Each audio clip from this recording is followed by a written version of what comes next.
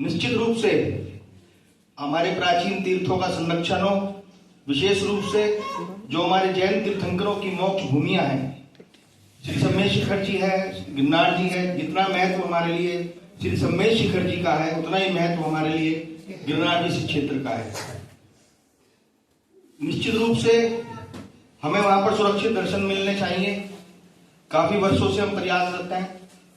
जो भी कारण रहे हो, हम यहाँ पर किसी व्यक्ति विशेष या किसी संस्था विशेष के बारे में कोई बात नहीं कहना चाहेंगे, क्योंकि जितनी जिम्मेदारी हमारी संस्थाओं की है, उतनी ही जिम्मेदारी समाज के प्रत्येक श्रद्धालु की है कि वो अपने तीर्थों के बारे में ध्यान करें। जिस प्रकार से हम अपने परिवार, अपनी प्रॉपर्टी, अपने घर, दुकान, मकान की ध्यान रखते हैं, उसी प्रकार से हमें अपने प्राचीन तीर्थों का और अपने तीर्थंकरों की मोक्ष स्थलियों का, जन्म स्थलियों का ध्यान रखना होगा।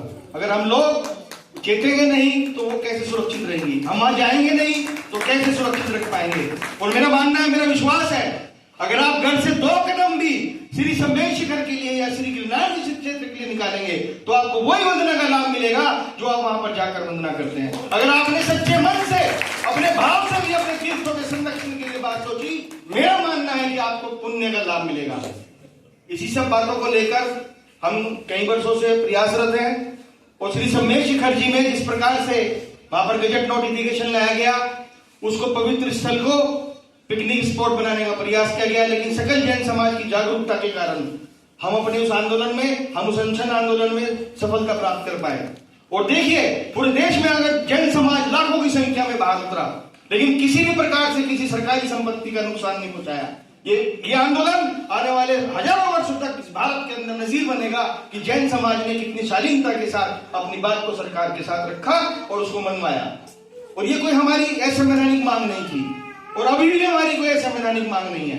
हम चाहते हैं श्री गिरनार जी से क्षेत्र पर, भगवान नेमिनाथ की मोक्ष स्थली पर हम सुरक्षित रूप से दर्शन कर पाए, पूजन कर पाए और मोक्ष कल्याणक के अवसर पर निर्वाण लाडू समर्पण कर पाए। कोई खास बात नहीं है, कोई विशेष बात नहीं है। आप इतिहास उठाकर देखिए, उस मोक्ष स्थली पर जैन समाज सदैव दर्शन करता आया है। 1974 में भारत की फिल्म्स डिवीजन द्वारा वहां की वीडियोग्राफी जारी की गई है, जहां पर हमारे चरणों को साफ रूप से देखा जाता है, जैन छतरी को देखा जाता है, जैन लोगों को देखकर पूजा करते हुए देखा जाता है। इन्हीं सब बातों को लेकर हम कई वर्षों से प्रयासरत थे। सरकार से हमने पत्राचार भी किया, लेकिन अब समय आ गया है कि हम एक सामूहिक रूप से जाकर वहां पर अपनी उस मोक्ष स्थली के दर्शन करें और वहां पर निर्वाण लाडू समर्पण करें। इसी विषय को लेकर विश्व जैन संगठन ने अपनी सहयोगी संस्थाओं के साथ 17 दिसंबर 2024 को, चर्चा तो पहले थी, लेकिन 17 दिसंबर को हमने दिल्ली में एक अपनी कार्यालय में सभा की, जहां पर करीब 60-70 संस्थाओं के लोग प्रतिनिधि आए थे। और वहां हमने निर्णय लिया, सभी की सहमति से निर्णय लिया कि आगामी 23 मार्च 2025 को भगवान आदिनाथ के जन्म तप कल्याण के पावन अवसर पर दिल्ली से एक पदयात्रा के रूप में श्री नेमी गिरनार धर्म पद यात्रा का शुभारंभ होगा, जो विभिन्न राज्यों से होती हुई श्री गिरनार जी क्षेत्र पर 2 जुलाई 2025 को भगवान नेमिनाथ के मोक्ष कल्याण के अवसर पर पहुंचेगी और वहां पर दर्शन पूजन कर अपने निर्वाण लाडू को समर्पित करेगी। ये मैं आपको यहाँ पर आज विश्वास दिलाता हूँ पूज्य आचार्य श्री के सानिध्य में कि इस धर्म पदयात्रा का किसी भी प्रकार से कोई राजनीतिक एजेंडा नहीं है। हमारा उद्देश्य केवल अपने भगवान नेमिनाथ के बारे में, भगवान नेमिनाथ के लिए जाना है। पूरे देश को, पूरे विश्व को पता होना चाहिए कि 22वें जैन तीर्थंकर नेमिनाथ उस मोक्ष स्थली से मोक्ष गए हैं। हमारा ये विरोध किसी कोई आंदोलन नहीं है, ये एक धार्मिक पदयात्रा है। जिस प्रकार से हवाई जहाज या गाड़ियों से जाते हैं, हम लोग पैदल जाएंगे, अपने समाज को जोड़ते हुए जाएंगे।